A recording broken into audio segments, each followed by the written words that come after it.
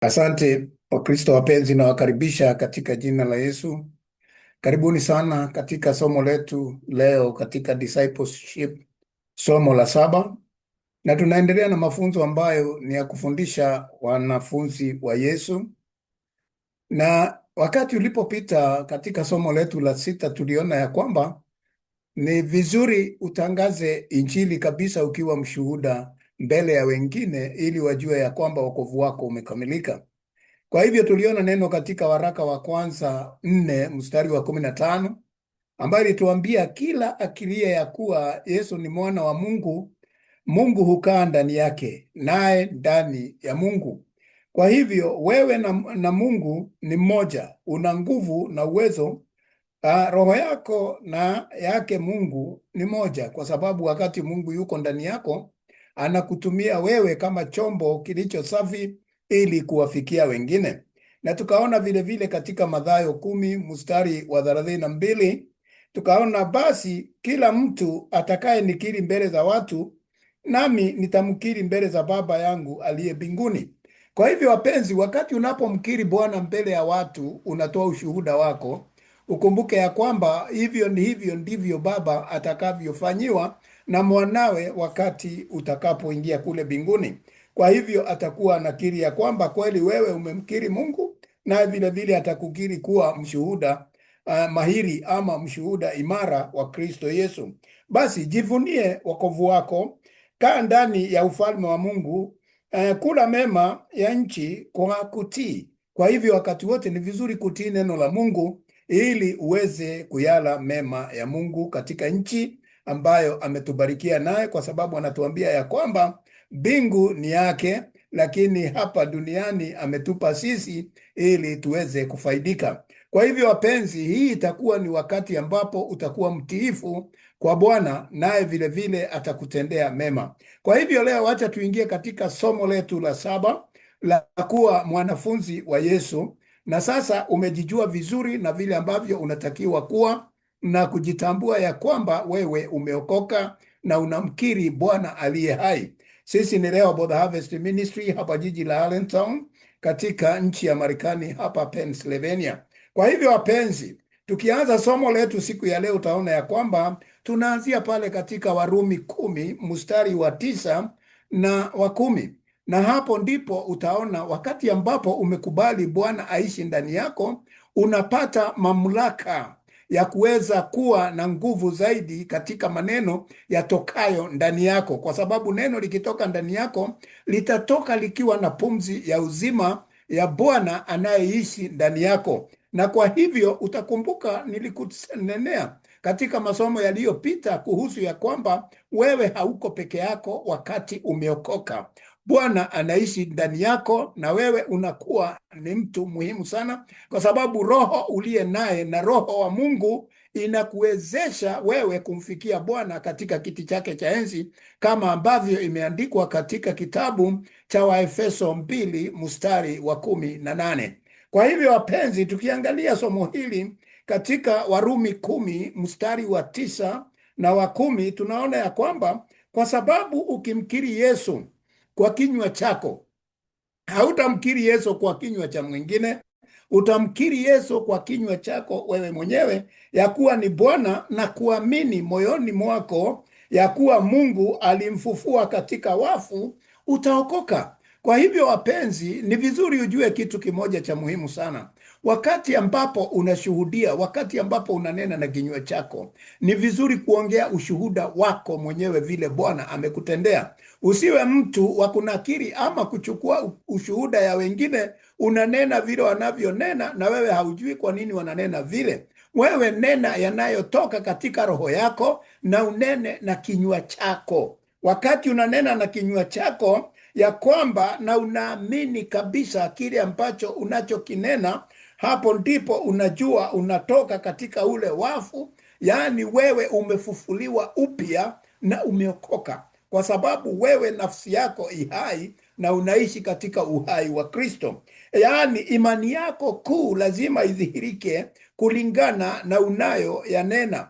Kwa hivyo usiwe Mkristo wa kawaida Mkristo wa kawaida ananena kusikia vile alisikia wengine wakinena, anashuhudia kusikia kuhusu vile alisikia wengine wakishuhudia, lakini Mkristo ambaye amekamilika ananena yaliyo yake, haneni yaliyo ya wengine, kwa sababu ni wewe, nafsi yako wewe ndio unaenda mbele ya Bwana, wala si wale uliosikia wakinena. Watakushuhudia nawe utawashuhudia kulingana na vile Bwana amekutendea. Kwa maana kwa moyo mtu huamini, yaani moyo wako ni wewe unayeamini, sio wale, sio jirani zako, sio mke wako, sio watoto wako, sio mabinamu zako, sio wazee wako. La, hapana, ni wewe mwenyewe unayeokoka, ni wewe ambaye unaamini kwa moyo wako mwenyewe binafsi hata kupata haki. Ukishaamini ndipo unafanyika mtu mwenye haki. Ukifanyika mtu mwenye haki, mtu anayeishi katika kweli, basi mara moja mambo yanayotoka ndani yako ni mambo ya haki. Wewe hauingii ama haushuhudii mambo ya uongo, kwa sababu unajua uongo ni wa Shetani, na neno linasema ya kwamba ati Shetani alitenda hayo tangu mwanzo, kwa sababu yeye ndiye baba ya uongo. Wewe, sisi watu tuliookoka, wewe na mimi, hatuwezi kuhusika katika uongo. Ni lazima tuwe watu wa haki. Lakini wakati mwingine Wakristo wanaoanzia, ambao hawajakuwa sana katika neno la Mungu, huwa wanateleza na kunena neno ambalo wanafahamu mara moja ya kwamba wamenena uongo. Ni vizuri kuwa na vile vile na hali ya kutubu mara moja na kuambia Bwana akusamehe, kwa sababu katika jambo hilo ni jaribu linaingia, lakini ukinyamaza ni kuonyesha ya kwamba umekubaliana na yale ulionena. Kwa hivyo wapenzi, ili kupata haki ni lazima uamini na roho yako mwenyewe, na kwa kinywa ndipo utakapokiri hata kupata huo wokovu.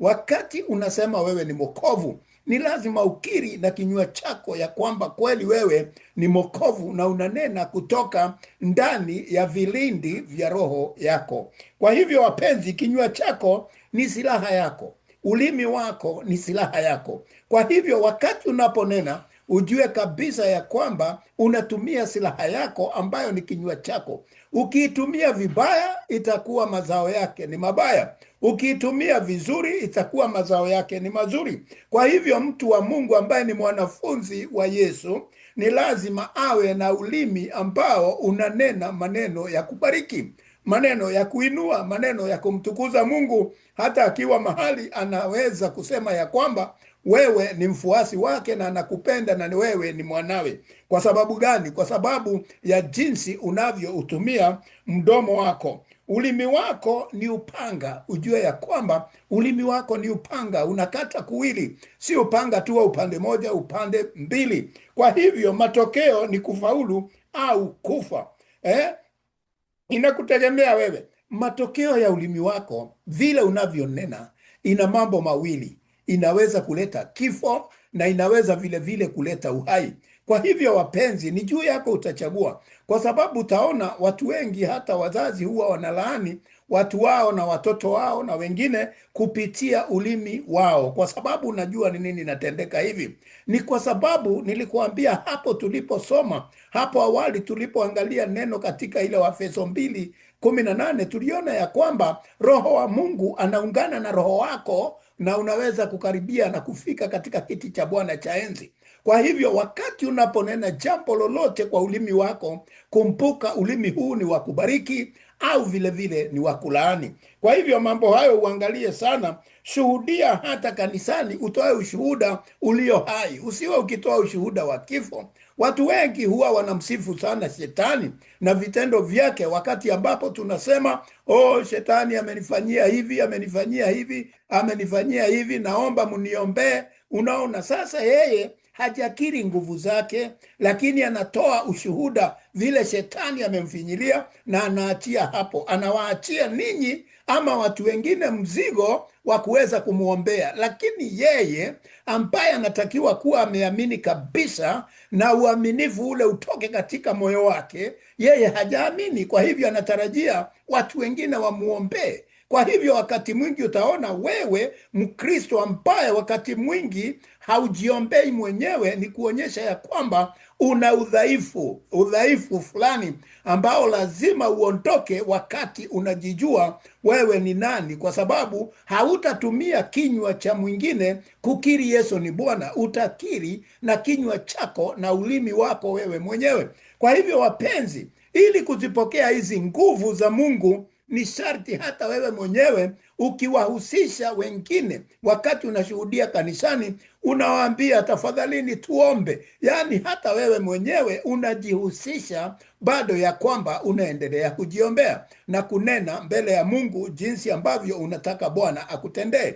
Kwa hivyo wapenzi, tunapowaambia wengine watusaidie katika maombi, hata nasi tuhusike, kwa sababu sisi ndio tunajua mzigo na vita ambavyo tunapitia na yule mwovu Shetani, lakini hawa wasaidizi wetu watafunuliwa katika Roho Mtakatifu watusaidie katika maombi. Lakini ukumbuke ya kwamba wakati unashuhudia mbele za watu, hata katika kanisa lenu ama mahali unapoabudu, kumbuka wengine ndani yao, wengine huwa na roho ya uadui. Unawaambia wakuombee, hao ndio wanazidisha kuwasha moto. Kwa hivyo wapenzi, ninakuambia nini? Ni sio wote wanaokupenda jinsi unavyofikiri. Kuna roho mbaya huwa inatembea hata kati ya wateule wa Mungu. Kuna watu wanakudharau tu bila sababu. Kwa hivyo wakati unashuhudia, unajua ya kwamba hata wewe una nguvu maradufu, na kuna watakatifu wa Mungu ndani ya wale ambao watakusaidia katika maombi na watazima zile nguvu za giza zisiwe na uwezo ndani yako. Kwa hivyo kitu cha muhimu sana kujua hapa, sharti wewe uwe tayari unamkiri ya kwamba Yesu ni Bwana, naye Bwana anaweza kukushuhudia kule mbinguni kwa Baba ya kwamba kweli wewe ni mwana wa Mungu. Kwa hivyo unaona ya kwamba inakustahiki sana kuwa Mkristo ambaye ni Mkristo ambaye ametosheleka, Mkristo ambaye amefika kiwango cha kuweza kunena maneno yaliyo hai. Kwa kuwa wakati mwingi ni vizuri kuhudhuria ushirika kila wakati. Ikiwezekana ni vizuri watu wa Mungu kukutana kila wakati.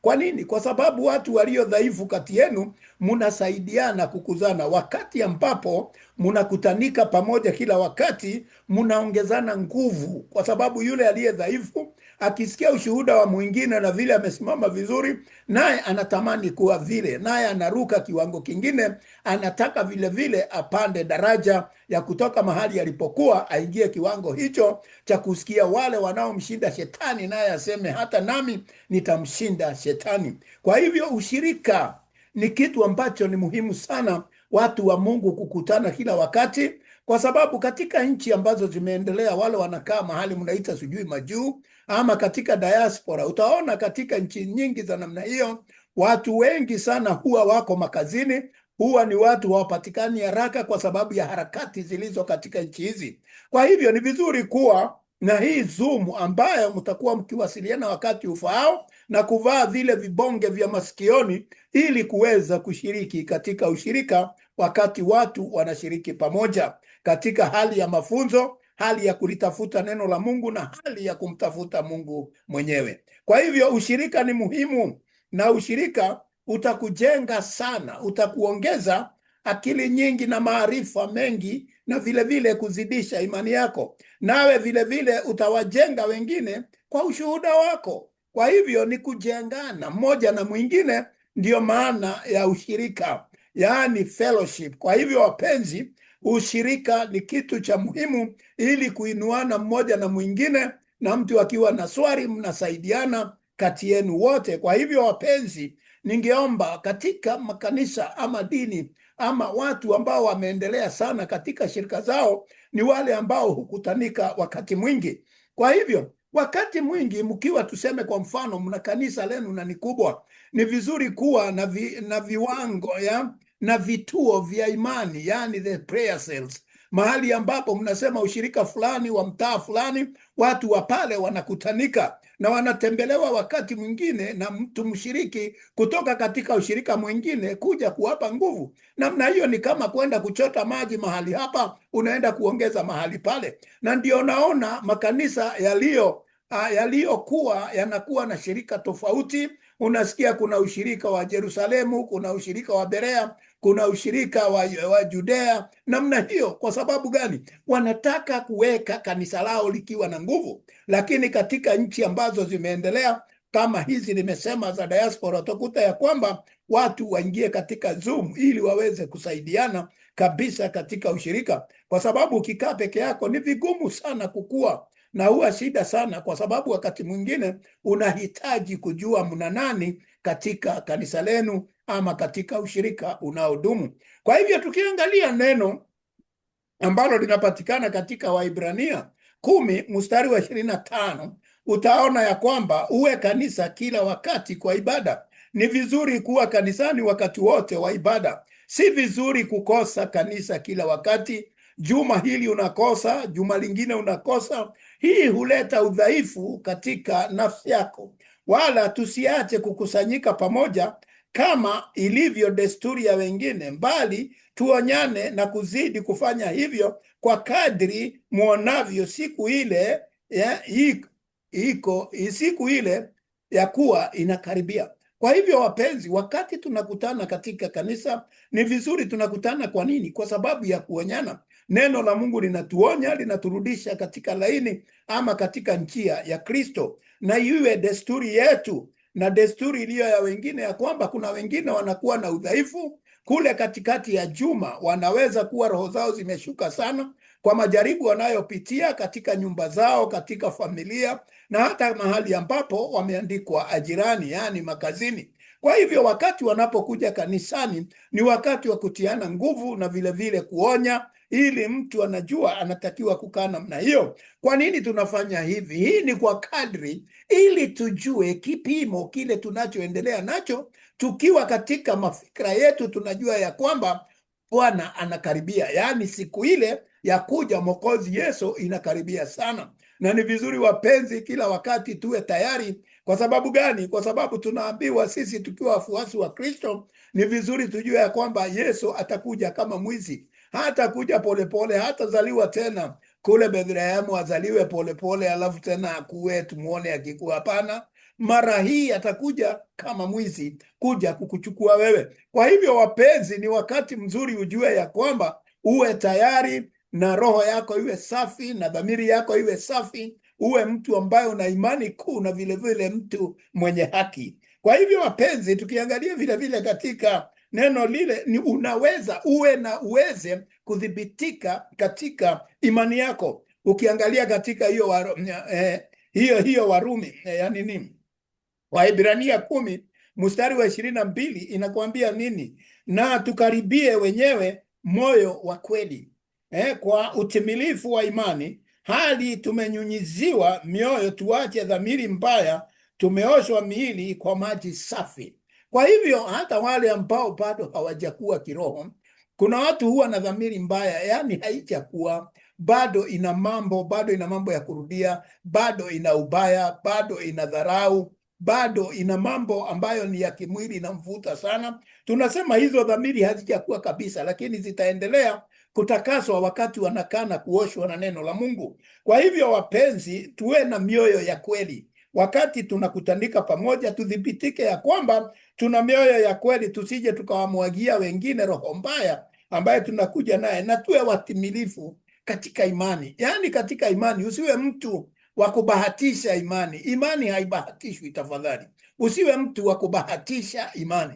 Uwe mtu wa kuamini jambo unalonena na unaamini ya kwamba ni kweli na ni amina. Kwa hivyo ya kwamba tunyunyiziane, yani hiyo roho tulio nayo ya kweli, wacha inyweo na wengine katika ushirika, na mioyo yetu iwe dhamiri isiwe na dhamiri mbaya, lakini tuwe na dhamiri safi. Na kwa hivyo miili yetu itakuwa imeoshwa kwa maji safi, itakuwa imeoshwa vizuri, na itakuwa kabisa imeoshwa na neno la Mungu ambaye ndiyo maji ya uzima. Ukiangalia katika Waefeso 5 mstari wa 25-26, hapo unasikia neno la Mungu ndilo huweza kutuosha. Kwa hivyo wapenzi, ni maji safi yaliyo ambayo yanaweza kutuosha kutoka katika dhambi. Kwa hivyo wapenzi, ishi ukiwa mwenye haki. Kumbuka amani yako na thibitisho ni kumwamini Mungu. Kwa hivyo wakati wote uishi katika amani, uishi katika amani, uwe mtu ambaye ana amani, peace. Usiwe mtu wa furugu, usiwe mtu wakasirika. Mtu wa Mungu akasiriki wakati wote, ijapokuwa unajaribiwa. Neno la Mungu linatuambia usiwe umekasirika mpaka jioni. Kwa hivyo usikubali machweo ya jua ukaweza kwenda kulala jioni na ukiwa na hasira zile ambazo zilikuwakia mchana. Ni vizuri wakati wote kukaa tukitubu na tuwe katika amani, tukiwa watu wenye haki, ili kwa sababu ya nini? Hiyo ni thibitisho ya kwamba tunamwamini Mungu. Kumwamini Mungu ni kuwa na amani ndani yako, kuthibitika katika haki na kukaa ukiwa mwaminifu. Katika mambo haya ni kuonyesha ya kwamba mara nyingi ukiwa mtu wa Mungu unadumu katika maombi, kwa sababu hiyo ndio inakufanya kila wakati. Maombi huwa ni upatanisho kati yako na Mungu. Kwa hivyo wakati unaponena wakati wote na ulimi wako na kumuita Bwana na kutubu na kufanya mengine, unawasiliana na Baba kila wakati na unakaa katika utakatifu. Tukiangalia neno ambalo linapatikana katika Isaia 32 mstari wa 17, inasema angalie sana, sio hisia zako. Usiwe na wokovu wa hisia, yaani vile una feel, vile unasikia ati ndivyo unaokoka. Hapana, kuwa mwenye haki na kazi ya haki itakuwa amani. Kazi ambayo ni ya haki, kazi inayoonekana, kitu cha kwanza itakuwa ni amani. Na mazao ya amani ni nini? Ni kuwa na haki. Ukiwa mtu ambaye ana amani, wakati mwingi unakuwa mazao yako ni haki, na yatakuwa ni utulivu na matumaini daima. Yaani utaishi katika matumaini, kwa sababu watu wa Mungu tunaishi katika tumaini, kwa sababu tunaambiwa Yesu atakuja kurudia kanisa lake. Kwa hivyo tunakaa tukitarajia kuja kwa Mwokozi. Hilo ni tumaini, hope. Kwa hivyo wapenzi, wakati ambapo utakosa tumaini, ujue kabisa umeondoka katika neno la Mungu na wewe hauko na Mungu kabisa. Kila wakati ni kukaa tukijua juu ya siku ile ambaye tunaahidiwa ya kwamba Bwana atakuja kulingana na neno lake. Kwa hivyo lazima tuishi katika matumaini daima mpaka siku atakapodhihirishwa ndani yetu. Lazima uishi kwa haki na amani kulingana na tabia na desturi zako. Yaani wewe, desturi zako na tabia zako. Unajua kuna desturi. Desturi ni yale mambo unafanya kila wakati unaonekana vitendo vyako vile unavyotenda hapa na pale, watu wanaviona sana. Kwa hivyo ni character. Lakini hii ambayo tunaita tabia ni vile wewe ulivyo, vile ulivyo. Kuna watu wana tabia mbaya tu, watu wana tabia mbaya. Naweza kueleza nini? Tabia mbaya ni mazoea mabaya. Kwa hivyo wapenzi, desturi ni jambo unalorudia kila wakati. Kwa hivyo wapenzi, mambo haya uyaangalie vizuri. Desturi na tabia zako ndizo zitakufanya watu wengine waweze kukujua wewe ni nani katika imani yako. Kwa hivyo wapenzi, tukiangalia neno katika kitabu cha Methali 10 mstari wa 9, linaendelea kututia nguvu na kutuonya ati tutaishi namna gani. Enendeni kwa unyovu, aendaye kwa unyovu huenda salama. Yaani wakati unaenda na njia nyofu. Njia nyofu ni njia laini, njia nzuri, tabia nzuri, desturi nzuri, ndio tunasema unyovu. Wakati una unyofu huo na unaonekana wewe tabia zako, hata watu wengi wanasema yule kaka, yule dada kweli ameokoka. Kwa sababu ya nini? Tumesema desturi na tabia, na hizo ndio zinafanya unyofu wako uonekane. Kwa hivyo wakati inapoonekana hivyo, basi utakuwa na nini? Utakuwa salama katika safari hii ya ulimwenguni, wakati ambapo tunamgoja kuja kwa Kristo, na wewe utaishi salama, na wala hautakuwa na mapambano na watu kila wakati, na maroho mbaya kupata nafasi ndani yako kuja kukujaribu. Kwa hivyo wapenzi, jifunze katika mienendo yako yote. Ukiwa mfuasi wa Kristo, ujifunze kuenenda kwa unyofu. Usifikirie ya kwamba lazima uwe mnyofu wakati mnawashiriki wengine katika ushirika unaohusika. La, watu wote wanakuangalia, kwa sababu wewe ndiwe utajidhihirisha mbele ya watu. Wewe ni nani? Wewe ndio watu watakutambua. Kwa hivyo na wakikutambua, hata ushirika wako unatambulika. Kwa hivyo wapenzi, mbali utakapokuwa unapotoshea njia zake, atajulikana tu. Yaani yule ambaye anaenda na njia za upotevu, yule anafuata njia mbaya, yule ambaye hasimami na njia zile zinazofunzwa na neno la Mungu, basi huyu atajulikana tu, kwa sababu utajianika mwenyewe mbele za watu na watakujua. Kumbuka hata wale unaokutana nao barabarani, wengine wameokoka katika madhehebu tofauti, na kwa hivyo nao wanakuangalia. Wengine wana roho wa Mungu, wengine roho wa Mungu yuko ndani yao. Kwa hivyo wapenzi, wewe haujui ni nani Mungu ameteua wewe. Neno la Mungu linatuambia ishi kwa amani na kila mmoja, kwa sababu haujui ni nani. Wapende watu wote, wala usiwe na mambo ya dhihaka na kuwadharau wengine bila sababu. Na ukiwa na jambo na mtu, tafadhali ni vizuri kuongea naye ili jambo hilo likutoke. Utakuwa wazi mbele za watu, yani mbele za watu uwe wazi. Usiwe mtu wa sirisiri, mtu wa kufanya mambo ambaye, usiwe mtu wa njia mbaya. Njia mbaya huzusha kifo. Wewe wakati unafanya mambo mabaya, unajua dhambi inaleta kifo. Kwa hivyo wapenzi, wakati unazusha jambo mbaya na unafanya mambo mabaya mbele ya watu, kumbuka unakaribia, unataka kuzusha kifo chako, na wewe utaangamizwa. Uangamizo wako utakuja kulingana na tabia zako na desturi zako. Kwa hivyo wapenzi, uwe mtu wa kujua namna ya kuishi na wengine, na wakati wote mahali ulipo, ukiwa mfuasi wa Kristo, lazima uwe na lile jambo linakuambia ya kwamba dhamiri yako inakuambia kuna mashahidi wengi sana wanakutazama wakati unatembea, wakati uko safarini, wakati uko garini, wakati uko ndani ya gari la moshi, wakati uko mahali pako pa kazi. Kumbuka watu wengi wanakutazama na kuangalia wokovu wako ni wa namna gani.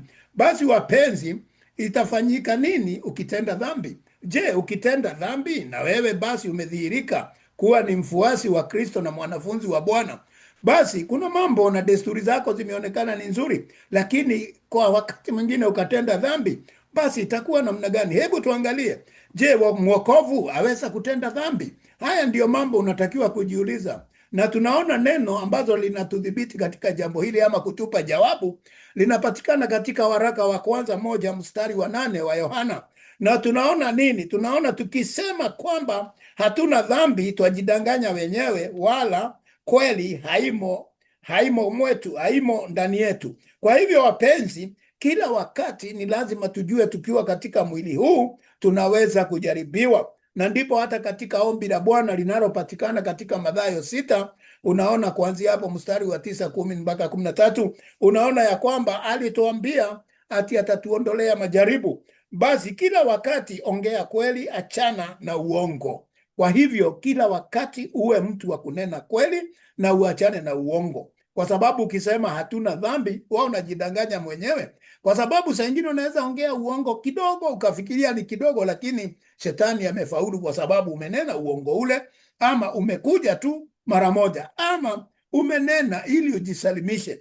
Kuna mambo ambayo yanaendelea wakati tunafunzwa neno la Mungu. Wakati mwingine utasikia ya kwamba ati wakati fulani mtu kama baba yetu wa imani Ibrahimu alinena uongo kuhusu mke wake wakati alikuwa kwa Farao, na vile vile kwa Abimelech. Kwa hivyo wapenzi, mambo mengine Mungu hatumii watu wake kunena uongo. Hapana. Utaona ya kwamba Abrahamu, ijapokuwa alisema huyu mkewe Sarai ni dadake, hakukosea, hakusema uongo. Kwa nini? Kwa sababu dadake alikuwa ni wanamama tofauti, lakini baba yao walikuwa mmoja. Kwa hivyo wapenzi, hawa walikuwa ni ndugu na umbu wake. Kwa hivyo walikuwa ni wandugu, kwa sababu baba wao walikuwa mmoja, lakini mama wao walikuwa ni tofauti. Na hivyo ndivyo ilivyo katika maandiko. Kwa hivyo Abrahamu hakunena vibaya, na ndivyo unaona ananakiriwa, yani Bwana ananena ya kwamba akawa rafiki wa Ibrahimu, kwa sababu hakunena uongo, aliongea ukweli, na akawa mtu mwenye haki, akawa baba wa imani. Maana hata kule aliambiwa aende hakujua ni wapi, na alienda kwa imani. Kwa hivyo mtu wa Mungu, wakati umejitolea kwa Mungu, Mungu atakukinga na neno ambalo linaweza kuja na liweze kuwa ushuhuda kwa wengine ya kwamba unanena uongo. Kwa hivyo Mungu ataona ya kwamba ulimi wako anautawala, wakati ambapo utakubali Roho wa Mungu atawale kabisa katika roho yako. Kwa hivyo wapenzi, tukiona vile vile waraka wa Yohana 1:2 mstari wa kwanza, utaona je, Mungu yuataka Mkristo atende dhambi? Yaani unaona Mungu hupenda sisi tutende dhambi? Sidhani Mungu anapenda. Tukiangalia neno hili tunasema ya kwamba watoto wangu, naona Yohana anaandika, na hizi nyaraka za Yohana, unakumbuka ni Yohana yupi aliandika? Unakumbuka ni Yohana yule alipelekwa katika kile kisiwa cha Patmos, ambaye alijaribu kuchomwa, yani kuchemshwa katika mafuta na hangeweza kufa. Akaenda pale akapewa Ufunuo, kitabu cha Ufunuo, lakini alikuwa ameandika nyaraka kadhaa, kwa 3 kwa sababu ya kanisa, na ndio naona hizi anasimama nazo, na ni kati ya wale watu wale wanafunzi wa Yesu ambao kuna wengine Yesu alisema hawatakufa kabla hawajaona mambo makuu na kufunuliwa upya. Huyu alikuwa ni Yohana, kwa sababu aliishi mpaka miaka zaidi ya 80. Kwa hivyo wapenzi, tunaona nini? Tunaona ya kwamba anaandika hivi katika waraka wa kwanza 2 mstari wa kwanza, anasema ya kwamba watoto wangu wadogo, yaani ninyi ni watoto wadogo. Kwa nini anatumia jina la watoto wadogo? Kwa sababu ninyi ni watoto wadogo katika imani, mmepata wokovu tu, kwa hivyo mtaendelea kukua, mko kama watoto wadogo. Nawaandikia haya ili kwamba msitende dhambi. Kwa hivyo anawaandikia wakati tuko wachanga katika neno la Mungu, anatuandikia kutufundisha ya kwamba tusitende dhambi, ili atuonyeshe njia za Bwana, tuweze tukiwa kukaa katika utimilifu. Kwani msitende dhambi, na kama mtu akitenda dhambi, tunaye mwombezi kwa Baba yetu Yesu Kristo mwenye haki. Kwa hivyo wapenzi, wakati ambapo tunatenda dhambi, tumeambiwa ya kwamba tunaye mwombezi wetu Yesu Kristo ambaye ni mwenye haki. Kwa hivyo yeye ndio, kwa Kiingereza mnamuita intercessor. Yesu anatuombea kwa sababu wakati tuko katika udhaifu katika mwili huu, kuna mambo mengine yanatupamba haraka haraka, naye Bwana anatutetea kabla ya kuweza kuhukumiwa na neno la Mungu. Yesu ndiye mwombezi wetu, lakini tusifanye dhambi kila wakati. Yesu anatuombea, Yesu anatudhibitisha mbele ya Bwana, lakini tunaonywa vile vile tusiwe tunarudia ile dhambi kila wakati. Tusitende dhambi kila wakati ati kwa sababu Yesu ni mwombezi wetu. La, ni lazima tuondoke katika dhambi na tuweze kukaa mbali na dhambi. Kuna Wakristo wengine, hata wachungaji, hata viongozi, hata manabii ambao wanaondoka katika njia za Mungu na wanasema wameokoka kwa neema. Kwa hivyo kila wakati utakuta wanatenda dhambi na wanasema tumeokolewa kwa neema. Neno la Mungu linakataa. Angalia neno katika waraka huo wa kwanza 2:1. Tunaambiwa tuna mwombezi wetu, lakini tusizidi kukaa katika dhambi. Wakati umetenda dhambi, tafadhali usirudie ile dhambi. Kufanya dhambi sio kosa, lakini kurudia dhambi ni kosa, kwa sababu kila wakati unampa Yesu aliyeangikwa msalabani kwa sababu yako na mimi, kila wakati kukutetea. Itafika mahali atachoshwa na wewe na atakuachilia, kwa sababu wakati utafunuliwa ukiwa katika dhambi ile, wewe unarudia kila wakati na unasema umeokoka, na unasema ya kwamba wewe una amani ya Bwana na unakaa katika haki ya Bwana. Wewe tayari unadanganya, wakati ile dhambi unarudia wakati wote. Dhambi ya uzinifu, dhambi ya ukahaba, dhambi ya kuharibu, dhambi ya kutusi, mambo ya mwili mnayafahamu, yale yameandikwa katika Wagalatia 5. Kwa hivyo ujihadhari sana mambo haya na mambo ya uongo kila wakati. Leo unadanganya, kesho unadanganya, kesho kutwa unarudia unadanganya, unasema Mungu nisamehe, nimedanganya tena. Usiwe namna hiyo tafadhali. Wakati mwingine jifunze kunyamaza kimya. Wakati ambapo unaingia mahali na unaona kabisa hapa unaweza sema uongo, basi weka zip katika mdomo wako na uweze kunyamaza. Ukimya unasaidia sana, kwa sababu kama neno halijatoka haliwezi kuingia katika ulimwengu wa kiroho na kuanza kutenda. Uongo hauwezi toka kabla haujanena, kwa sababu tunaambiwa mambo yote tunakiri na kunena na ulimi wetu. Kwa hivyo neno linapotoka ndipo linaanza kupigana ama kutenda katika ulimwengu wa giza. Soma vizuri maandiko, hata katika Isaia 55 mstari wa 11 inasema nini? Inasema wakati neno linatoka lazima lifuatiliwe na Bwana, liende likatende jambo lile lilitumwa likatende. Kwa hivyo wapenzi, wakati mwingine unapoona ya kwamba utaingia katika majaribu, jifunze kunyamaza. Jifunze kunyamaza. Kunyamaza si uoga, bali ni kuweka roho yako safi na katika amani, usije ukanena yatakayomkasirisha Bwana. Kwa hivyo tunaona neno katika kitabu ya waraka wa kwanza 1:9, Mkristo akitenda dhambi tufanye nini?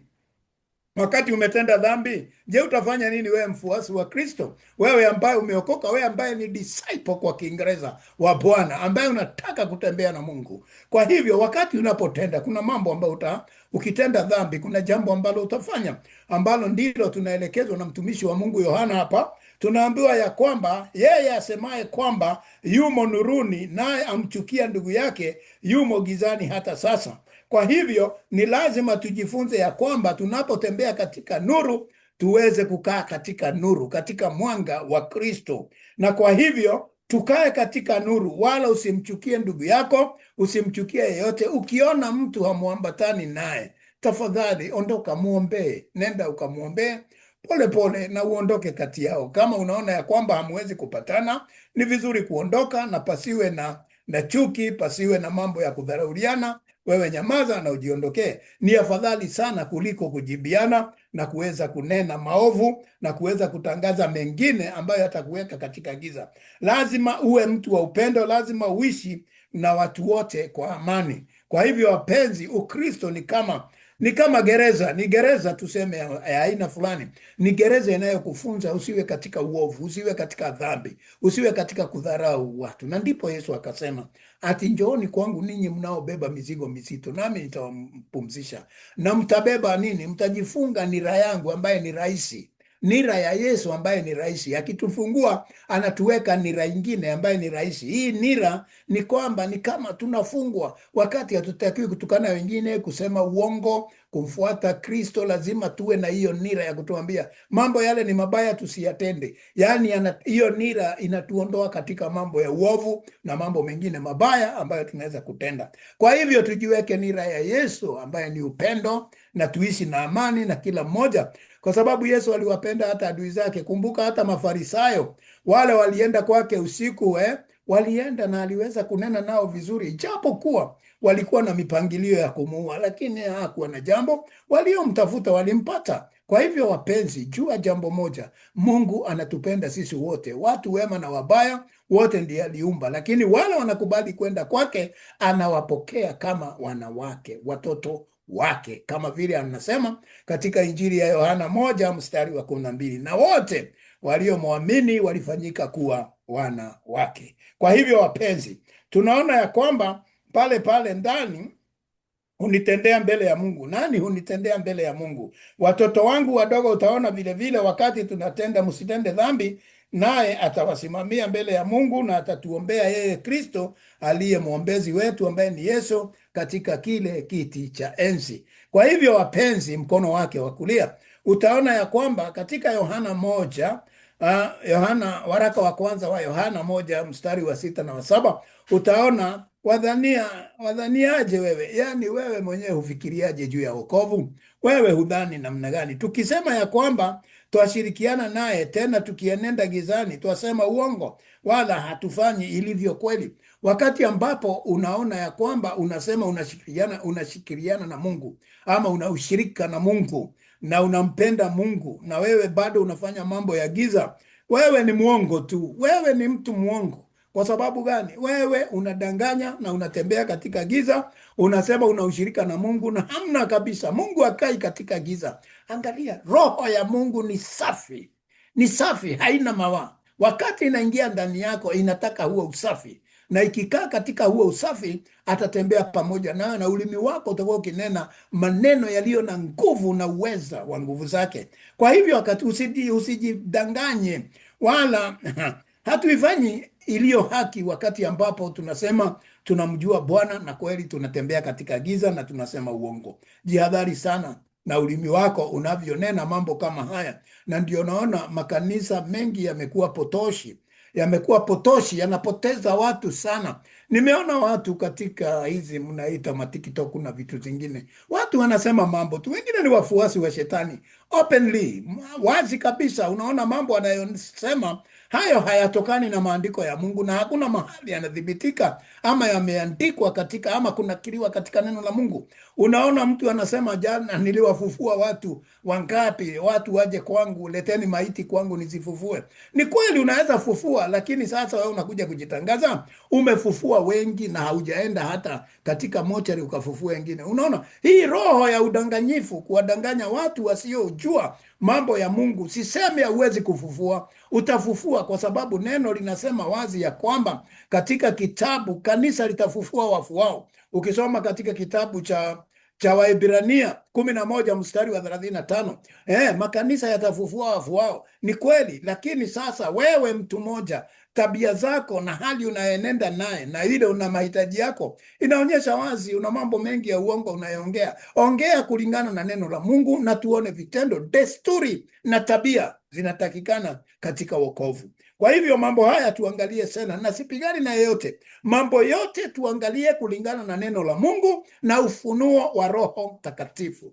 Tukienenda namna hiyo, tusiwe watu wa kunena uongo, kuwadanganya wengine. Tuwe watu ambao tunasimama na neno la Mungu, na tukiitwa wakati wote tutasimama imara na Roho atatenda. Ngoja nikuambie jambo moja. Ukisoma katika kitabu waraka wa maandiko ya kwanza ya Wakorintho 1:12, utaona hapo kuanzia mstari wa 8 hapo 7-8, utaona ya kwamba kuanzia mstari wa 4 kuendelea, utaona ya kwamba Roho hutenda kama apendavyo.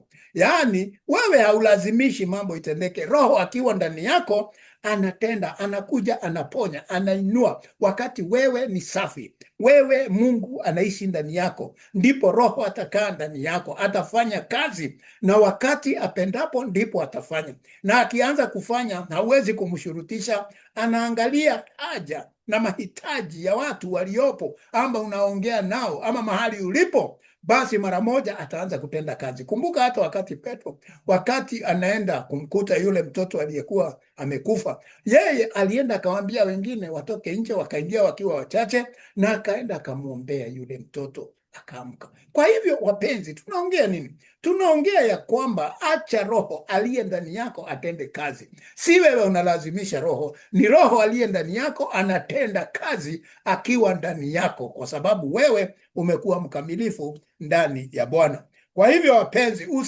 usijiinue mbele ya watu, sio kujisifu, lakini wacha Roho akutumie vile anavyopenda.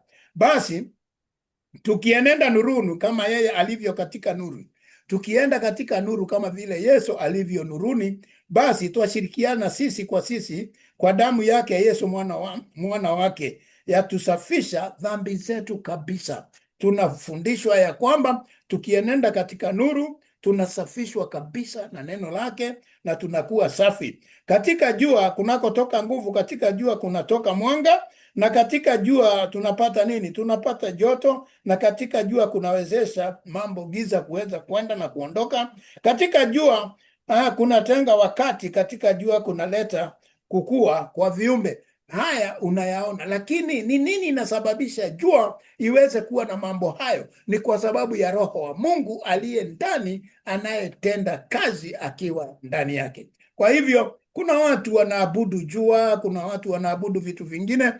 Jua ni nguvu za Mungu zilizo ndani ya kila kitu ambacho kinatenda kazi kulingana na mapenzi ya Mungu. Wakati unafungua macho yako mahali upo, hata wakati huu unaponisikiza, kama uko kanisani, kama uko nyumbani kwako, kama uko mahali umepumzika, ukiona kila kitu kilicho karibu na wewe, hiyo yote ni utukufu wa Bwana. Ni Bwana amefanya vitu hivyo, kama ni stima nini, nguvu za mwanga kuweza kuonekana, hiyo yote ni nguvu za Mungu zinatenda kazi karibu na wewe. Kwa hivyo wapenzi, ujue ya kwamba ni Mungu anayetenda kazi wakati wote akiwa karibu na wewe, na ni Mungu anasababisha mambo yote yatendeke ndani ya yeye, kwa sababu vyote vimeumbwa kwa ajili yake. Kwa hivyo wapenzi, unaona, ukiwa mtu wa Mungu, tutaangalia wakati ujao kama unaweza kupoteza wokovu.